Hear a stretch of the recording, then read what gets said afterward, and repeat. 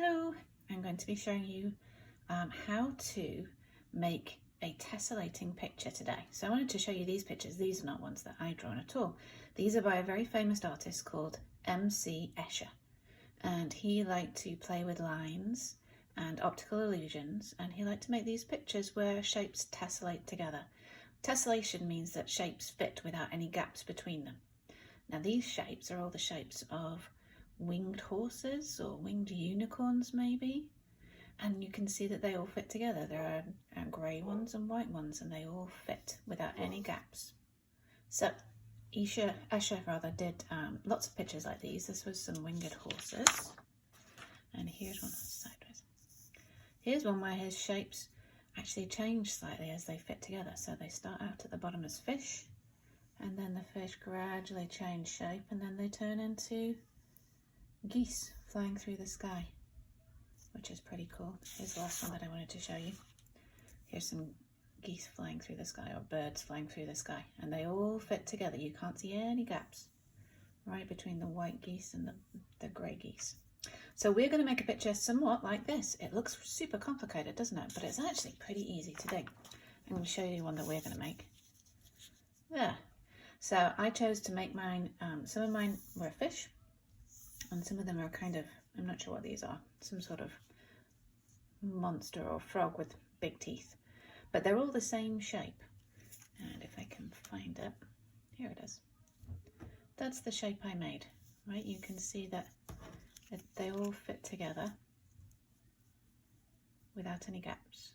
This is a slightly different shape that I cut out earlier.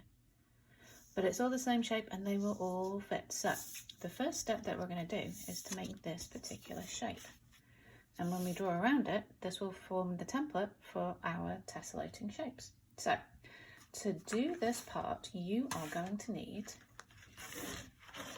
some thin cardboard. This is an old pasta box, or you could use a cereal box. It's perfect for this. You're going to need a pencil, nice and sharp. You're going to need a ruler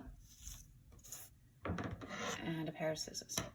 Okay, the ruler is very important, and you might actually want to get an adult's help with this next part, because it's important that we get exactly the right size of shape. Okay, so I've cut off the side of my pasta box now, and you can do the same thing with a cereal box, because I want a nice straight edge for what I'm going to do next. What I'm going to do is I'm going to create a square that is 2 inches on each side. And this is why you might just need an adult's help a little bit to make sure that your square is definitely 2 inches on all sides. So I've measured up 2 inches from the edge of my cardboard box up to here. I can make a little mark, but I'm going to draw a line as well. And then I'm going to measure along the bottom 2 inches to here. All right, so from my line, I've got my line at 2 inches. Make another little mark there, so I know that the bottom part is 2 inches. I'm going to measure 2 inches along here and make a little mark. And then connect these 2 marks there and draw between them. And then from my line here, I'm going to go from the very top there across. There, 2 inch square. Now I'm going to cut that out. Okay, so I cut out my 2 inch square. Now, if I had lots of 2 inch squares, they would all tessellate together perfectly, because squares fit together without any gaps, right? They're a nice regular shape. And if you go into your bathroom, you'll probably see some tiles in there that are either square or rectangular, and that's because they all fit together super nice if they're all the same size. So that is what this art project is based on, the fact that squares will tessellate. So if we start out with a square, then we can cut this square in a certain way that will mean that any shape that we make from it will also tessellate. So I'm going to show you what I mean. What I'm going to do is draw the shapes that I want to cut out. Okay. Now you can see on this shape that I already made, I'd actually coloured one side blue and one side red. Anything that I cut out from a red side, this shape down here I cut out from the red side, has to move up to go to the other red side. any shape that I cut out from a blue side has to move across to get to the other blue side. So if you want to, you could color in the size of your shape, just to remind you that. But that's what we're going to do. We're going to cut out something from the bottom and move it to the top. We're going to cut out something from this side and move it to the other side. And if we follow those rules, then this shape will tessellate.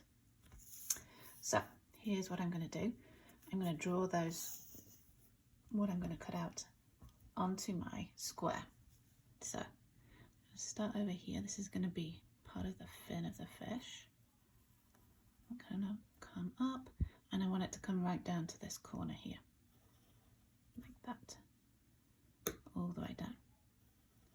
Okay, it's important to keep it right to the corner. Don't let it come up here. It has to come right down to the corner.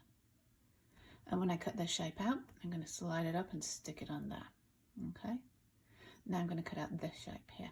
So on this side, I'm going to draw it in. I'm going to start at this corner, come down to that corner, like that. Okay, maybe I want to make that a little bit, go further in there. Okay, it doesn't matter too much. I don't have much in an eraser there. This is just my template, so it doesn't matter if I get the shape a little bit wrong to start out with. I can always just erase and redraw it. All right, so now I'm going to cut these shapes out, but I'm going to do them one at a time so that I don't make any mistakes. So what I'm going to do first is I'm going to cut this shape out and I'm going to slide it across and glue it on there. Or actually, I'm going to use some tape. So I recommend that you do this one shape at a time so that you don't get mixed up on where to stick it. Okay, so now I have this shape cut out from this side. Now I have to slide it across to this side. And I'm going to stick those two together. The best way to do this is with a little piece of tape. Okay, and make sure that you're very precise when you line up one shape with the other. Okay. I want to make sure that the two corners match up there and match up here as well. I'm just going to fold my extra tape over so that it fits there. Okay, now I'm going to cut out this shape and do the same thing. Okay, so now you can see that I cut out this part and I slid it up and I glued it to the top. I taped it to the top. So this is now my template. Okay, it doesn't look much like a fish or a frog just yet, but now we're going to draw around it. So you're going to need a clean sheet of white paper. There's mine. And now I'm going to use this as a template to draw around. So I made my original one. I think it looks quite nice if you leave a nice gap around the edges there as a border. So I'm going to start up here, and what I'm actually going to do to make sure that I get all my shapes in a nice neat line is I'm going to take my ruler, I'm going to line up the top edge with the top edge of my piece of paper, and I'm going to draw a very, very light pencil line across there so that I can just see it. I'll probably want to erase that later, so I don't want to make that thick. And then I'm going to put the very top part of the fin of the fish next to my line there, and I'm going to lightly draw around my template.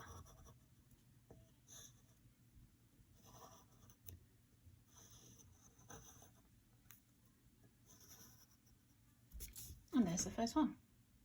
Okay, now to draw around the rest of them, all you need to do is slide your template along, line it up,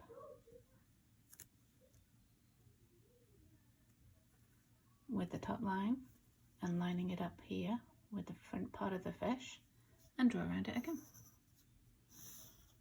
Now, I have to say it won't line up completely precisely because of when we taped it on, there's probably a slight gap between the cardboard pieces, right? So you're going to have to fudge it just a little bit to make sure that it's fitting on there, like here. See, I have it lined up perfectly here, but now it's going up a little bit, so I'm going to slide it down. That's okay. draw around it. Okay, so what I'm going to do is fill in these lines. Then the next line below, look, this piece that we cut out from here and slid up to the top, there to there.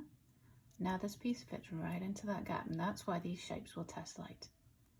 Because whichever piece we took out, we slid up to the top, and so they stick together like this.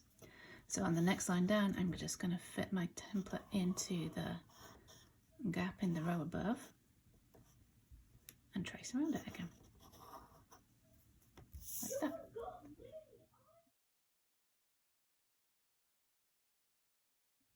Okay, so now I've drawn around all of those shapes. I'm going to get rid of this little line up here because I don't want that part of my picture anymore. And now that I have my shapes, I can think about how I want to fill them in. Okay, so you could choose to make all of yours into fish, or you could choose to make them all into this kind of monster thing, or you could do a mixture like I did, right? So the fish, I just draw an eye here. I drew a smile there because I like happy fish. And then the fins, I draw some lines down like that to show that it's a fin. And then the tail, I drew some lines out like this to make the tail. And of course fish don't really look like that, but if you draw those details on there, it starts to look like a fish. For the monster, I added teeth, maybe 3 teeth on each side. And I put an eye in there, and maybe you could put a little eyebrow to make it a mad monster, right? So it's up to you how you draw them. If you're going to draw monsters, you need to do them all in one row, and then the fish all in one row, otherwise you would end up with monster teeth coming onto the fish. Maybe you could draw that. Maybe you would like to show a fish being eaten by a monster.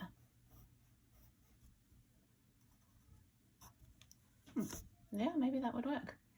And then you're going to colour them in. Okay, so I use pencils to colour mine in, but you could use markers or crayons, whatever you felt like. You could even try using watercolours to paint them. That would be fun too. Make sure you stay in the lines.